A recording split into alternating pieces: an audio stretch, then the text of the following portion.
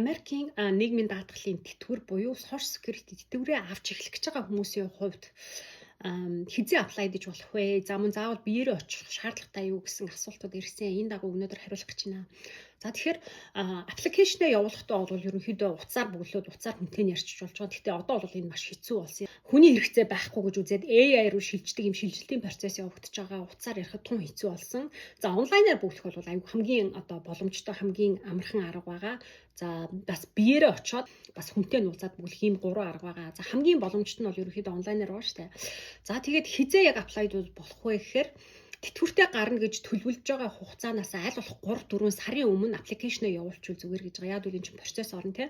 За тэгээд яг 62 нас хүрээд тэтгэвртэй гарах гад 62 нас хүрлээ тэтгэврээ эхлэе гэж бодож байгаа хүмүүсийн хувьд бол бас бүр эрт бол аппликейшн онгоохгүй аппликейшн нэгдэхгүй байдаг юм байна. Тэгээд яг 62 нас хүрэх тэтгэврийн ирэх үүсгээс 4 сарын өмнөөс эхлээд аппликейшн гэж нэгддэг юм байна л да. Зарим тохиолдолд хүмүүс ер нь бол өмнө нь бол за 1 сарын өмнө 2 сарын өмнө апплайдчихад хамгийн боломжтой үе гэж хэлсэн бол одоо бол цаг үе жоохон өөр болсон. Хугацаа орох магадлалтай байгаа учраас аль болох 4 сарын өмнө 3 сарын өмнө апплайдчих юм бол энэ хугацааг бас ингээд нөө процессын цаг үе гэж ойлгож болох юм байна. Онлайнаар апплайдчлаа, хүлээж ийлаа.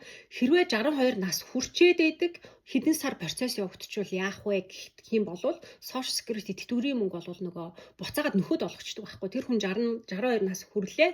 За 5 сард хэрвээ хүрсэн бол одоо яг тэр процесс явагцаар байгаа 7 сараас хэрвээ нэгдсэн бол 5 сар 6 сар гэдэг ингээд нөхөд олох боломжтой гэдэг юм байна. Тэгээ social security office бол буцаж нөхөж олохдоо 6 хүртэлх сарын тэтгэврийн мөнгийг нөхөж олох боломжтой гэж үзэж байгаа.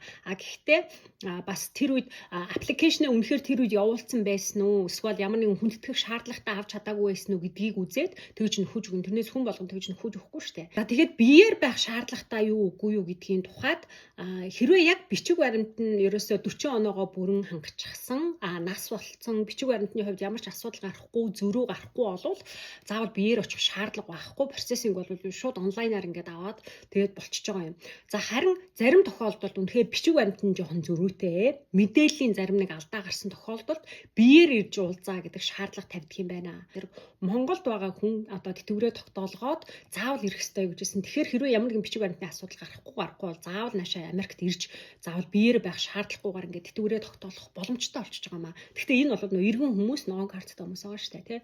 Тэгээд бас энэ дээр social security татвар төлөөд оноо цуглуулдаг татвар төлөхийн хувьд бол штэ сошиал дугаартай ерөөсө харалсан байна уу яасан байна уу бичиг баримттай бичиг баримтгүй хамаагүй одоо сошиал дугаартай бол бүх хүн тэр social security систем рүү татвар төлж байгаа.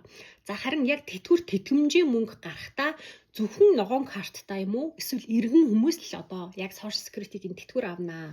Тэгэхээр одоо төлцсөн юм чинь би аавна гэж ойлгож болохгүй нэ шүү дээ. Бичиг баримтны болцол хангаж иж заавал авах болж байгаа юм аа. За тэгээ энэ дээр бас нөгөө tax ID-тай, tax ID-гаараа нэлээд олон жил татвар төлцсөн. Би тэтгэвэр авах болов болцол хангасан болов гэдэг. Тэгэхээр энэ тохиолдолд бол авахгүй. Зөвхөн social дугаар дээрээ татвар төлсөн тохиолдолд оноо үүсэж байгаа. Тэгээ тэр одоо бичиг баримтных нь бас одоо болцлыг хангаж иж тэтгэврт гарах хэрэгтэй болж байгаа юм аа. Тэгэхээр одоо бас заримдаа нөгөө чатаар янз бүрийн асуулт ирээд идэв. Тэр болгонд хариулж амжихгүй учраас энэ бичлэгэн дээр хариулчих. Та хизээ сошиал дугаар авсан байна. Хизээ тэр дугаар дээр татвар төлж эхэлсэн байна. Тэр үеэс эхлээд таны оноо тооцогдоод явж байгаа. Тэгэхээр дүрм журмаараа хамгийн багадаа 10 жилд дээдлэн 4 оноодод олсон орлого дээр үнэлж тогтоогоод тэгээд одоо ирэх нь үсгэнэ. Тэр tax ID-н дээр бол татвар төлөх бол зөвхөн одоо федeraлийн income tax, state-ийн income tax төлөвлөхийн тулд tax ID-тай байгаа. Тэр бол зөвхөн орлогын албан татвар төлөвлөхийн тулд тийм tax ID-гаар танаар татвар төлөвлөж байгаа маа. Тэрнээс одоо тэтгэвэр тэтгэмж авах болцолтой бол ямар ч хамаагүй шүү гэдгийг тодруулж хэлмээр байна. Яаж оноо бодогддог, яаж ирэх үүсдэг гэдгийг тухай өмнө нь бас хийжсэн бичлэгүүд байгаа. Тэр бичлэгүүдийг хэрвээ одоо комментэн дотор нөгөө хүсэлт гаргаад тэр бичлэгээ явуулаач гэх юм бол би явуулж болохоор байгаа.